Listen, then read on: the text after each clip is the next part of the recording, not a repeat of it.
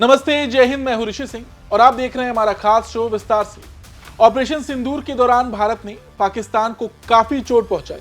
भारत की स्ट्राइक ने पाकिस्तान को उसी की भाषा में जवाब दिया जो उसे समझ आती है। इस हमले में ब्रह्मोस से लेकर स्कैल्प मिसाइल तक हम सब ने इस पर खूब बात की।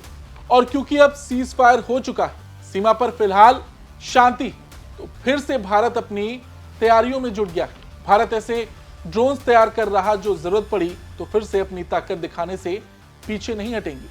ड्रोन्स क्या कर सकते हैं, ये पाकिस्तान भली भांति जानता है। आज विस्तार से हम उन ड्रोन्स की बात करेंगे, उनकी खूबियां आपको बताएंगे, कैसे उन ड्रोन्स के आने से भारत की ताकत में इजाफा हुआ और हाँ, कैसे भारत मेक इन इंडिया को बढ़ावा दे रहा। ये सारी बातें आज इस वीडियो में।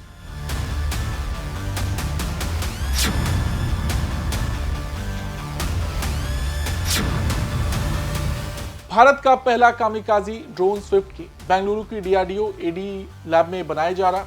इसकी रफ्तार इसे बेहद खास बनाती। 0.6 मैक 735 किलोमीटर घंटा की रफ्तार से ये उड़ सकता है। इसमें ऑटोनमस और छिपने की खास स्टेल्थ तकनीक शामिल है। देखिए, स्विफ्ट की एक खास तरह का ड्रोन है जो कामिकाजी ड्रोन कहलाता है। ये दुश्मन के ठिकानों पर हमला करने के बाद खुद डिस्ट्रॉय हो जाता है। ये drone stealth wing flying test bed programme का हिस्सा है। इसमें एक वॉरहेड लगाया जा सकता है जिससे ये दुश्मन के हवाई रक्षा सिस्टम जैसे कि पाकिस्तान के पास मौजूद चीनी HQ-9 सिस्टम को निशाना बना सकता है।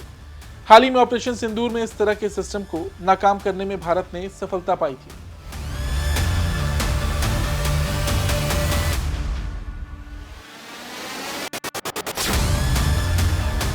स्विफ्ट के की अगर हम कुछ खासियत को देखें तो वो कुछ इस तरह है। इसकी रफ्तार 0.6 मैक है। इस रफ्तार से ये उड़ान भरता है जिसकी वजह से इसे पकड़ना बेहद मुश्किल हो जाता है। इसका डिजाइन ऐसा है कि रडार इसे आसानी से नहीं पकड़ सकता, यानी कि स्टेल्थ तकनीक। ये पूरी तरह से ऑटोनोमस है, यानी इसे चलाने के लिए पायलट की जरूरत नहीं होती। अभी ये सामान्य रनवे से उड़ान भरता है, लेकिन भविष्य में इसे बूस्टर या कैटपॉट लॉन्चर से छोड़ा जाएगा जिससे इसे किसी भी जगह से इस्तेमाल किया जा सकेगा। एडी ने इस ड्रोन के 2 प्रोटोटाइप बनाए हैं जो इसकी तकनीक को परखने के लिए बेंगलुरु में इंडियन इंस्टीट्यूट ऑफ साइंस के साथ मिलकर इसका ढांचा तैयार किया गया है। सिर्फ 9 महीनों में इसका शुरुआती डिजाइन और प्रोटोटाइप तैयार कर लिया गया जो भारत की तेज तकनीकी प्रगति को भी दिखाता है।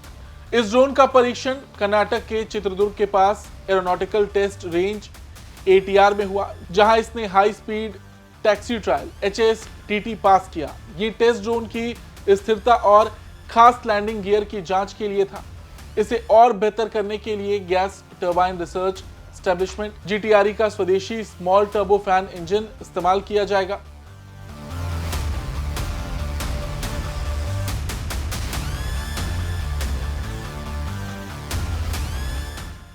स्विफ्ट के Ghatak unmanned combat air vehicle UCAV programme का एक छोटा संस्करण।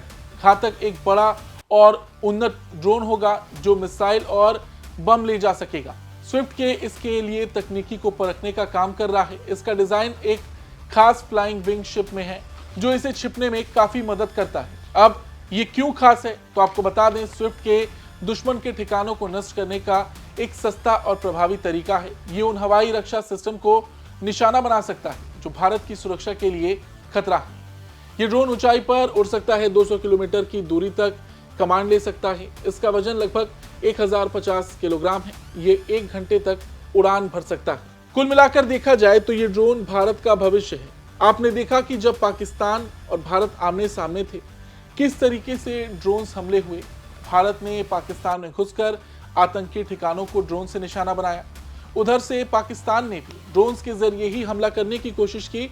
हालांकि भारत के सुरक्षा कवच के आगे वो ड्रोन्स बेकार निकले। लेकिन आप पूरे समीकरण को देखेंगे तो आपको ये बात समझ आएगी कि जो वक्त है वो ड्रोन्स, मिसाइल्स, UCAVs का आ चुका है। और इसे हम भारत का भविष्य क्यों कह रहे हैं, इसको आप ऐसे भी समझ सकते हैं। देखिए, इस दशक में सभी युद्ध संघर्षों में UAE के इस्तेमाल का चलन देखा गया है। युद्ध के एक निर्णायक हथियार के तौर पर UAE को बीते साल के आर्मेनिया और अजरबैजान के बीच हुए नारगोनो काराबाग संघर्ष के दौरान पहचान मिल गई, जिसमें युद्ध के मैदान पर ड्रोन पूरी तरह से हावी हो गए थे। इस बार जब भारत पाकिस्तान भी लड़े तो ड्रोन्स का इस्तेमाल हम सब ने देखा। तो ऐसे में जो भारत कर रहा है, जो ड्रोन्स की प्रगति देखने को मिल रही है देश में कई स्वदेशी कंपनियां हैं जो ड्रोन्स लगातार बना रही हैं, वो एक अच्छी खबर है हम सब के लिए और देश की सुरक्षा के लिए। लेकिन अभी भी एक चिंता की बात यह है कि पड़ोसी देश जो हैं वो इस रेस में हमसे थोड़ा आगे हैं। भारत ने रफ्तार पकड़ी है। हालांकि ड्रोन्स के मामले में चीन पाकिस्तान काफी वक्त से एक्टिव थे। देखिए, भारत ड्रोन और यूएई के मामले में पाकिस्तान से 1 दशक और चीन से और भी ज्यादा पीछे, ऐसी रिपोर्ट्स हैं। पाकिस्तान और चीन लड़ाकू ड्रोन समेत कई सैन्य प्लेटफॉर्म्स और हथियारों को विकसित और पाने के लिए एक दूसरे के करीबी सहयोगी की भूमिका निभा रहे। अब क्योंकि हमने ऊपर घातक की बात की थी, तो आपको बता दें ये 30,000 फीट की ऊंचाई तक जा सकता है। इसका वजन 15 टन से कम है। इस ड्रोन से मिसाइल, बम और प्रेसिशन गाइडेड हथियार दागे जा सकते हैं। इसमें स्वदेशी कावेरी इंजन लगा है। ये 52 किलो न्यूटन की ताकत। अभी जो प्रोटोटाइप है उसकी लंबाई 4 मीटर है, विंग स्पैन 5 मीटर है। ये 200 किलोमीटर की रेंज तक जमीन से कमांड हासिल कर सकता है। फिलहाल अभी ये 1 घंटे तक उड़ने में सक्षम है। अब चुनौतियां और भविष्य में इसके क्या इस्तेमाल होंगे उस पर भी बात कर सकते हैं। देखिए, हालांकि स्विफ्ट के का विकास तेजी से इसलिए हो रहा है क्योंकि भारत को इस तरह के ड्रोन्स चाहिए। एडी और भारतीय उद्योग इसे तेजी से विकसित कर रहे हैं। हाल के ऑपरेशन सिंदूर ने दिखाया कि ड्रोन युद्ध में कितने महत्वपूर्ण हैं, जिससे इस प्रोजेक्ट को और तेज करने की उम्मीद है। स्विफ्ट के भारत की रक्षा तकनीक में एक नया कदम है।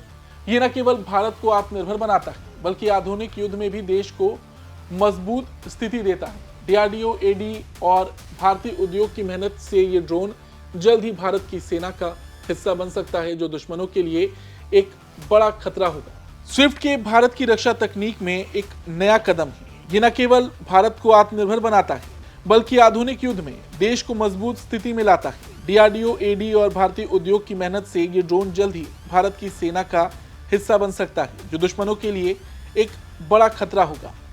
देखिए, ये सिर्फ एक हथियार नहीं, बल्कि भारत की तकनीकी आत्मनिर्भरता का प्रतीक है।